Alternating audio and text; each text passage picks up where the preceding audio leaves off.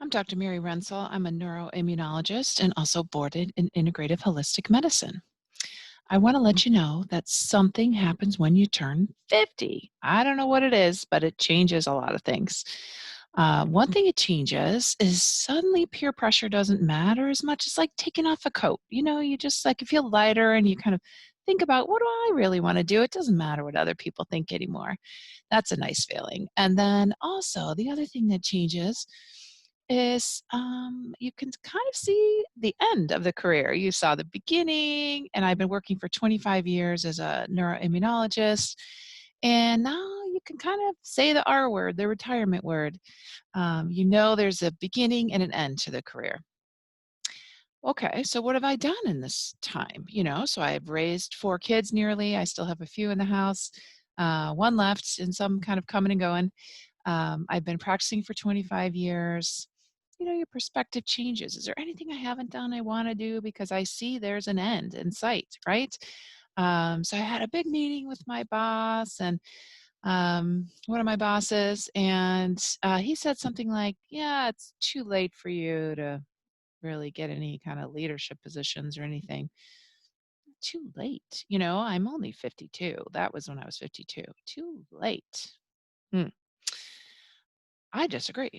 I've always been a builder and a creator, and I had a little business when I was 12. I was selling these painted sweatshirts from my basement and made a little store and hung them up all over the wall. I've always been a builder and a creator, no matter what kind of position I've been in. And I know that it's not too late, that there's a lot left. I'm a neuroimmunologist, so I know that there's still some things going on up there, and that the more I do, the more the brain learns how to do, and it will help me build and get more and more skills. So I know that there's still more left to do. And that's why I love building and creating. Made me just really think about things. And one thing that came back to me was when I was young and just carefree, what did I want to do? Where was I? Well, I was just playing with friends and we would all meet around a sandbox. And, we had the blue sky and the breeze blowing and we had no limitations. So I thought, oh, I want that feeling. I want the no limitation feeling. Well, I'm also a coach, and so I know that some of those feelings are me. I think, why do I feel the limitations, right? So back to that being 50, I think, okay, good. I got that. I dropped that peer pressure feeling. I don't have that anymore. I can think, what do I want to do? What area do I really want to be more active in? And I want to be that builder and creator that I've always been. I want that feeling of playing in the sandbox with the blue sky above me, and I definitely want the feeling that I'm building, that brain that's living on my shoulders, and I know it has capabilities to keep learning and growing. So, like it or not, if I don't use my noggin, I know that I will. If I don't use it, I'm going to lose it. So I thought I really need to build my tribe and keep building new skills. I've always loved school, especially if it was learning about medicine and especially if I was learning about neurology. So I love learning about new things.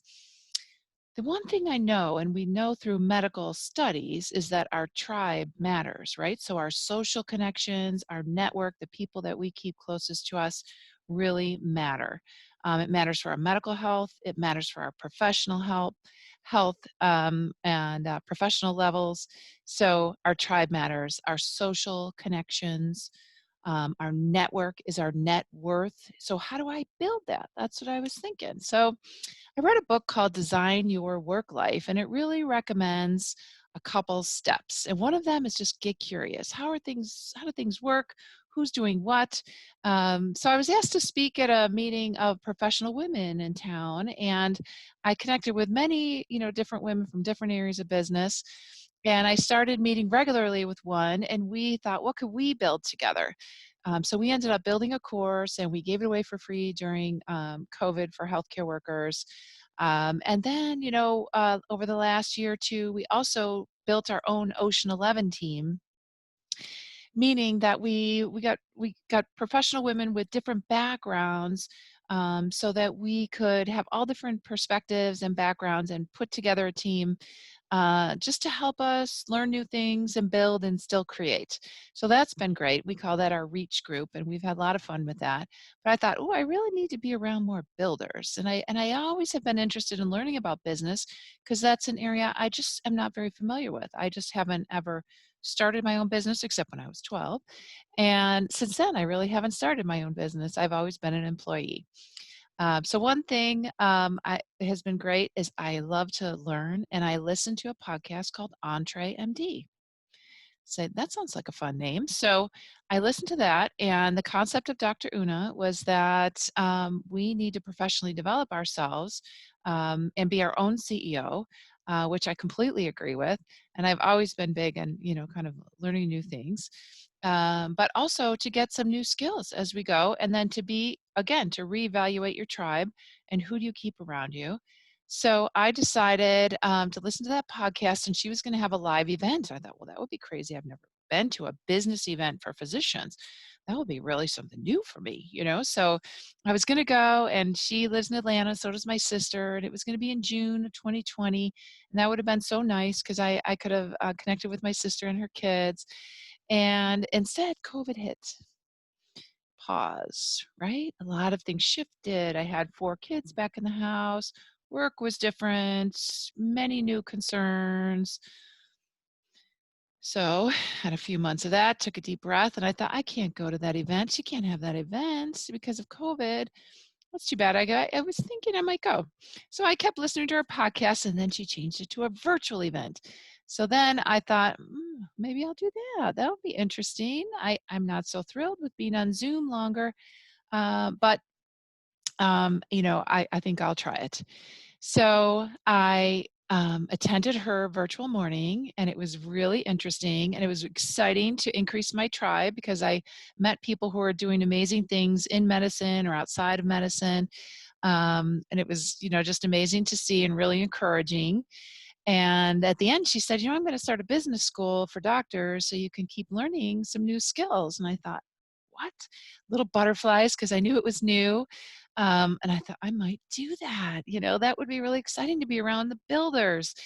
It'll be like being in the sandbox again. You just never know. And everyone can meet there, and we all meet and we're building. Okay, so I decided to do it. And I've been in the EntreMD Business School. And I have also had the opportunity over the last few years to be a coach. And as a coach, I know that we sometimes when we feel limitations, some of those are our own perception. So I thought, why do I feel these limitations, and where can I get the tools to break out of those limitations? So I thought this school would be perfect.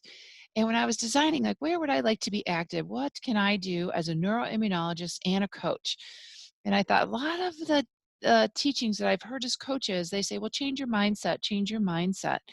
And one thing I don't hear enough of is let's know more about the mind and mindset so we can optimize that amazing masterpiece that you have to make change. How do you get it in a good perspective and a good state so that you can continue to learn and get new skills? So I thought, well, there's an idea. So I started a business called Brain Fresh, and it is a brain-based tools framework for coaches so that they can learn about the mind and mindset and help their clients open doors with their new skill levels. So I have started that business, and you can find me at brainfresh.org.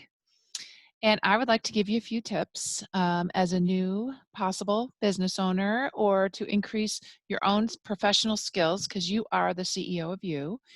And are a few tips for you. Number one, build and keep rebuilding your tribe. So keep people around you who are doing things that set the bar high. So in my work environment, I've always worked with really intelligent people, and I continue to do so because that's important to me to have that bar set high because I want to do the best for my patients. And in this area with EntreMD, I'm surrounded by people building amazing businesses, and I'm learning from them every day. And the other tip I have for you is to have a bias toward action. When we actually have to we can think about things, but when we actually have to take the action and get it done, we have new brain plasticity happening, right? Our nerves are reforming, and we are making it easier for next time when we do it. So we actually have to take the step. So have a bias toward action. I also learned that in that Design Your Work Life book as well. That was so great. So definitely read that book too.